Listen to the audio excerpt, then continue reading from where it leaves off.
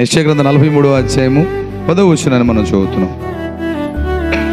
మీరు తెలుసుకొని నన్ను నమ్మి నేనే ఆయనని గ్రహించినట్లు మీరును నేను ఏర్పరచుకొని నా సేవకుడును నాకు సాక్షులు. దేవునికి స్తోత్రం.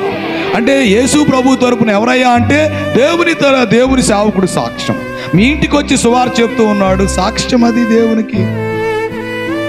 మీ వీధికి వచ్చి సాక్ష్యం చెప్తూ ఉన్నాడు, అది దేవుని తరపున సాక్ష్యం. అది దేవుని సేవకుడు వచ్చాడు, నా గురించి చెప్పాడు. విన్నావా? వినలేదు. ఎవరు సాక్ష్యము? దేవుని సేవకుడు సాక్ష్యం.